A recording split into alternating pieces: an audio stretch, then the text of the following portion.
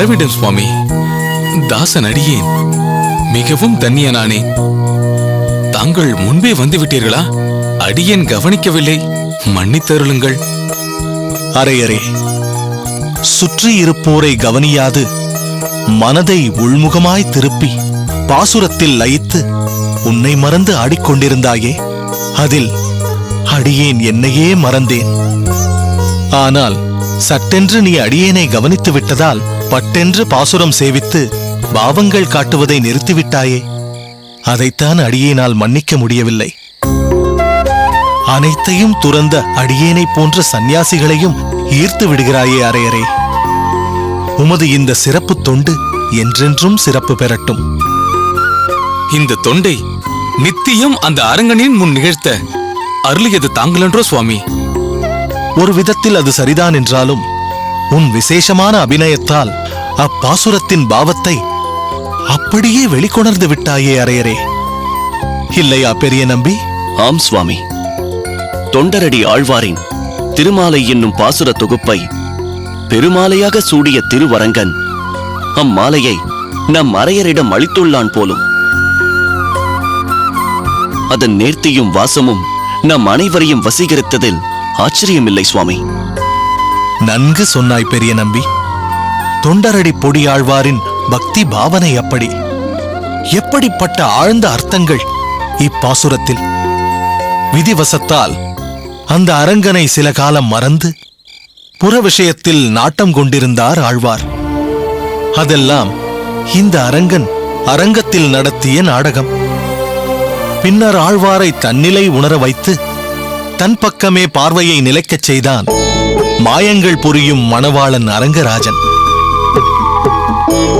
சில காலம் அரங்கனை மறந்த ஆற்றாமையால் ஆழ்வார் இனி புறவிஷய இன்பங்கள் ஏதும் வேண்டாம் என்கிறார் இப்பாசுரத்தில். சுவாமி, இப்பாசுரத்தின் அர்த்த விசேஷம்தான் என்ன? அது என்னவென்று தெரிந்து கொள்ள ஆவலாய் இருக்கிறோம் சுவாமி. சொல்கிறேன். எங்கும் பச்சை பசுமையாய் காட்சியளிக்கும் இப்பூமியானது அரங்கனின் தேவியாகிய பூமி தேவியை குறிக்கும். அவளால் ஆறத் தழுவப்பட்ட எம்பெருமானின் திருமேனியானது பச்சை மாமலையாய் காட்சியளிக்கிறதாம் தொண்டரடி பொடியாழ்வாருக்கு. அரங்கனின் திருவாய் பவளத்தை ஒத்தது, திருக்கண்களோ செந்தாமரையை ஒத்தது. தன் பக்தர்களை காக்கும் விஷயத்தில் ஒரு சங்கல்பம் எடுத்துவிட்டால் அதிலிருந்து சிறிதும் விலகாமல் அந்த சத்தியத்திலேயே நிலையாக நிற்பவன் என்பதால் அச்சுதன் என்று அழைக்கப்படுகிறான். அவனே அமரர் தலைவன். அப்படிப்பட்ட உயர்ந்த நிலையில் இருப்பவன் தாழ்ந்து இறங்கி மாடு மேய்க்கும் ஆயர் குலத்தில் வந்து அனைவரும் காணும்படியும் அனுபவிக்கும்படியும் எளிமையாய் ஆயர் கொழுந்தாய் இருந்தான் அல்லவா? அந்த லீலையை அனுபவித்து இன்புறுதலுக்கு அந்த இந்திரலோகத்தை ஆளும் வரம் தந்தாலும் ஈடு இணையாகாது. எனவே எனக்கு இந்திரலோகம் வேண்டாம், இந்த அரங்கனை கண்டுகளித்தலே போதும் என்கிறான். ஆஹா, என்னே ஆழ்வாரின் பக்தி! உண்மையில் ஆழ்வார்கள் பக்தி பெருங்கடலில் ஆழங்கால் பட்டவர்கள். ஆம் நம்பி, நம்மால் ஆழ்வார்களைப் போல் கடல் புகுந்து முத்தையும் பவளத்தையும் மற்றும் பல ரத்தினங்களாகிய தமிழ் பாசுரங்களையும் வெளிக்கொணர முடியாவிட்டாலும் அந்த கடலின் கரையில் நின்று அருட்கடலை ரசிக்கலாமல்லவா, வியக்கலாமல்லவா? நிச்சயம் சுவாமி. ஆனால் அடியேன் போன்றவர்களால் மற்றொன்றையும் செய்ய முடியும். அது என்ன நம்பி? தங்களை போன்ற ஆச்சாரியர் கடலில் பல தூரம் பிரவேசிக்கும் படகு போன்றவர்கள். எங்கள் நம்பிக்கை என்ற துடுப்பிற்கு எவ்வளவு சக்தியோ அதைக் கொண்டு அக்கடலில் பயணித்து நாங்களும் அனுபவிக்கலாம் அல்லவா சுவாமி? நம்பி, உன் பெயருக்கு ஏற்றாற்போல் நீ பெரிய நம்பிதான். எதையும் கடல் அளவு யோசிக்கிறாய். அரையரே, மொத்தத்தில் உன் பக்தி, இசை, நடனத்தாலும் பல ரத்தினங்களை இவ்வரங்கத்திற்கு சேர்ப்பாய் என்பதை மட்டும் உறுதியாக சொல்கிறேன். இந்த அனுபவங்களுக்கெல்லாம் காரணமான ஒருவன் என்றும் திகட்டாத அமுதமாக உள்ளே சயனித்திருக்கின்றானே, அவனை சென்று சேவிப்போமா? ஆம் சுவாமி, சன்னதிக்கு எழுந்தருளுங்கள்.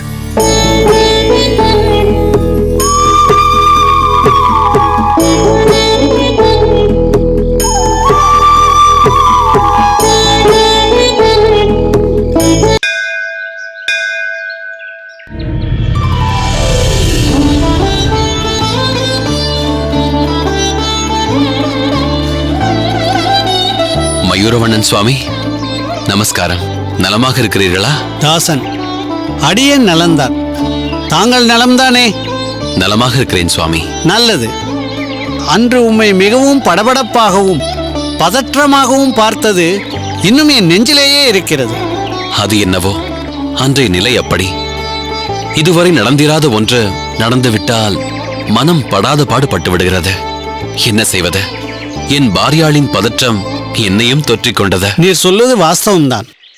சாதாரணமாக நீர் அவ்வளவு பரபரப்பாக உணர்ச்சி வசப்பட்ட நிலையில் காணப்படாதவர். வேத நெறிகளை கடைபிடிப்பதால் இயல்பாக ஏற்படும் பொறுமை எப்போதும் உம்மிடம் காணப்படும். ராமானுஜன் அகத்திற்கு திரும்பாத அந்த இரவு பொழுதை இப்போது நினைத்தாலும் மனம் சங்கடப்படுகிறது. தாங்கள் கொடுத்த தைரியம்தான் அடியேனுக்கு நம்பிக்கையை கொடுத்தது. அதைக் கொண்டு காந்திமதியையும் ஓரளவு சமாதானப்படுத்த முடிந்தது. உங்கள் அகமுடையாள் காந்திமதி சௌக்கியம்தானே? இருக்கிறாள். தாங்கள் சொல்வதை பார்த்தால் காந்திமதி இன்னும் தன் இயல்பு நிலைக்கு திரும்பவில்லை என்று புரிகிறது. உண்மைதான் சுவாமி. ஏதோ ஞாபகத்தில் குழந்தை ஓர் இரவு முழுவதும் கோவிலில் தங்கிவிட்ட விடியற்காலையில் வந்துவிட்டான். அவனை பார்த்ததும் தான் எங்கள் இருவருக்கும் நிம்மதியாயிற்று. பின்னர் காந்திமதி ஏன் இயல்பாக இல்லை என்கிறீர்கள்? என்னவென்று சொல்வது? ராமானுஜன் அன்று அது போன்று நடந்து கொண்டதற்கு கல்யாண பேச்சுதான் காரணம் என்றும் தனக்கு அதில் சற்றும் விருப்பமில்லை என்றும் கண்டிப்பாக கூறிவிட்டான். அதிலிருந்துதான் காந்திமதி தன் இயல்பான நிலையில் இல்லை. அடடா, எதுவும் காலாகாலத்தில் நடக்க வேண்டும் என்று காந்திமதி நினைப்பதில் தவறொன்றும் இல்லையே. சுபஸ்ய சீக்கிரம் என்றுதானே சாஸ்திரம் சொல்கிறது.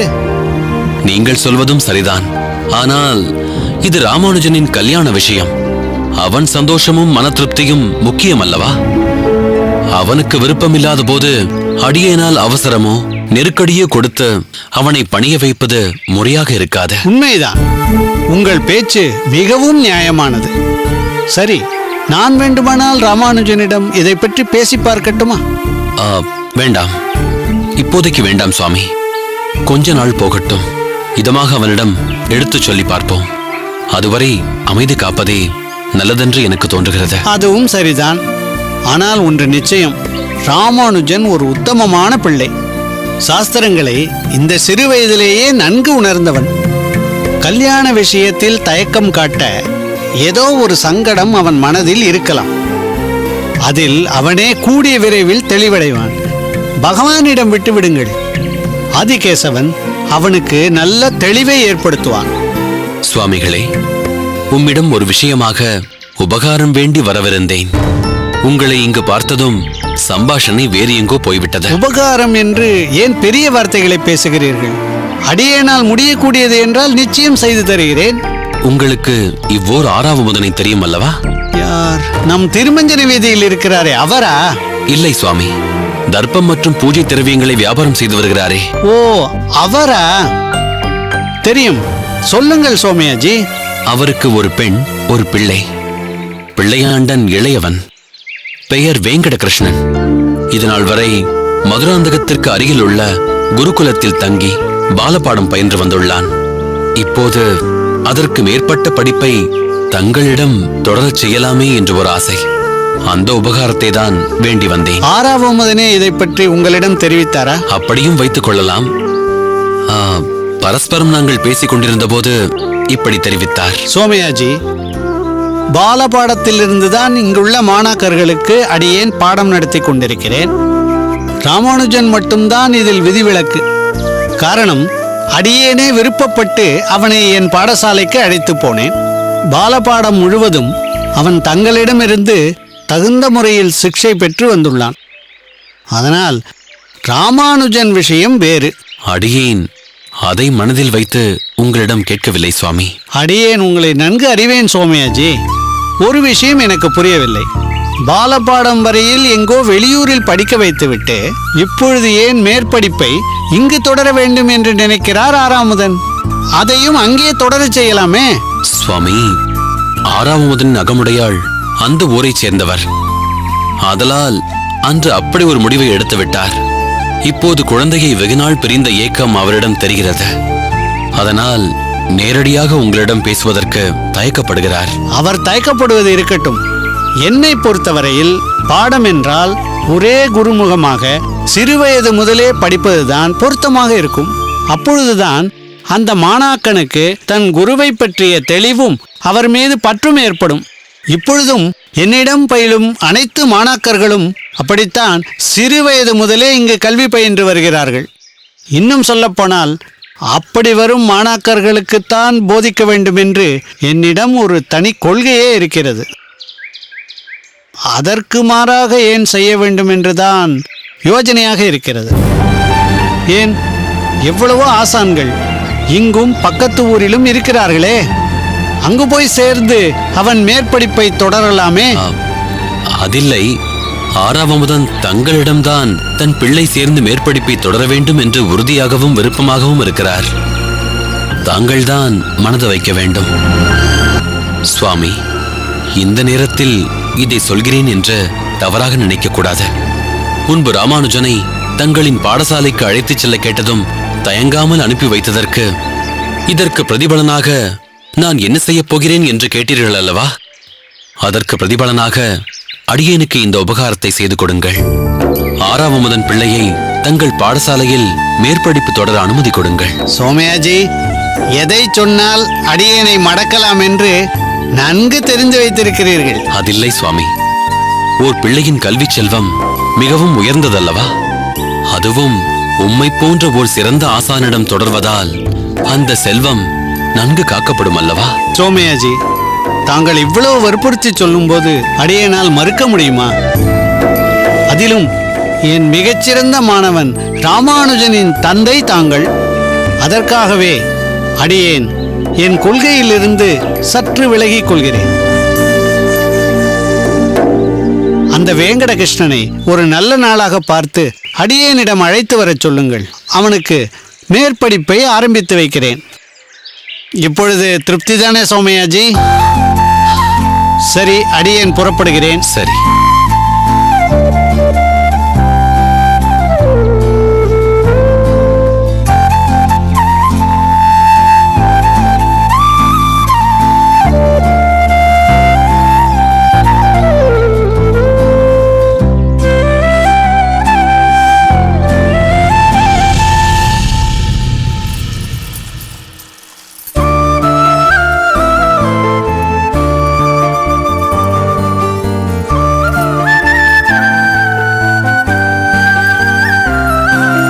என்ன காந்திமதி, கொத்தமல்லி விதையா உலர்த்தி கொண்டிருக்கிறாய்? ஆமா மாமி.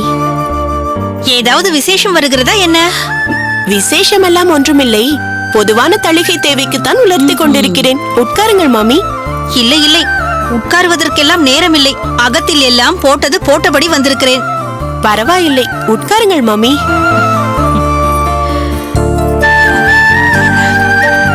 கும்பகோணத்திலிருந்து உங்கள் சிறிய மைத்துனர் பெண் வந்திருந்தாள் போலிருக்கிறதே. இருக்கிறாளா இல்லை ஊருக்கு போய்விட்டாளா? போனால்தான் தேவலையே. வந்து 4 நாட்கள் ஆகிவிட்டது.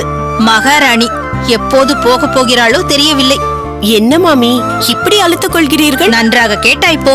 அழுத்துக் கொள்ளாமல் என்ன செய்வது?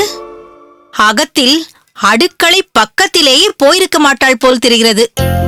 குதிர் போல் வளர்ந்திருக்கிறாளே தவிர துரும்பு எடுத்து துரும்பு போட மாட்டேன் என்கிறாளே. தளிகைக்கு கூட மாட ஒத்தாசை செய்ய மாட்டேன் என்கிறாளா? வேண்டாம் காந்திமதி, அவள் ஓரமாக உட்கார்ந்திருந்தாலே போதும். ஆயிற்று 15ஓ 16ஓ வயசு ஆயிற்று. இவள் எல்லாம் புக்ககம் போய் என்ன குப்பை கொட்ட போகிறாளோ தெரியவில்லை.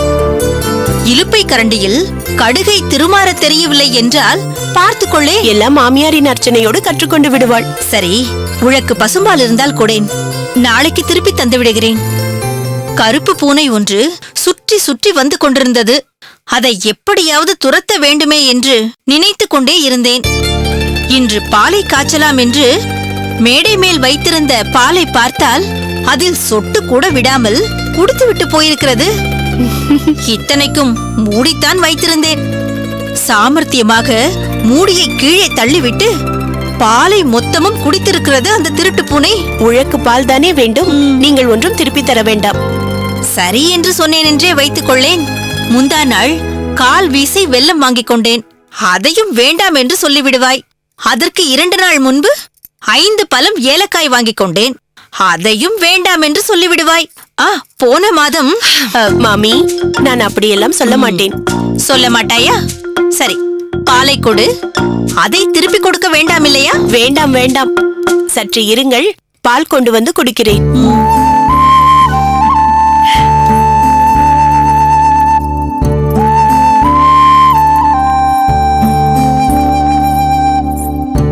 மாமி, இந்தாருங்கள் மாமி. சரி காந்திமதி, நான் வருகிறேன். மாமி, பாலைத்தான் திருப்பி கொடுக்க வேண்டாம் என்றேன், பாத்திரத்தை அல்ல. ஆமாம் மாமி, பாத்திரத்தை கொடுத்து விடுங்கள். பெண்கள் எதை வேண்டுமானாலும் விட்டுக் கொடுப்பார்கள், ஆனால் பாத்திரத்தை மட்டும் விட்டுக் கொடுக்கவே மாட்டார்கள். அதற்கு காரணம் இருக்கிறது ராமானுஜா. இப்போது திடீரென்று மாமி ஒரு பொருளை கேட்டார்கள், உடனே கொடுத்து விட்டேன். அதற்கு பாத்திரம் தானே பயன்பட்டது. அதற்கு தான் பெண்கள் பாத்திரத்தை விட்டுக் கொடுக்க மாட்டார்கள்.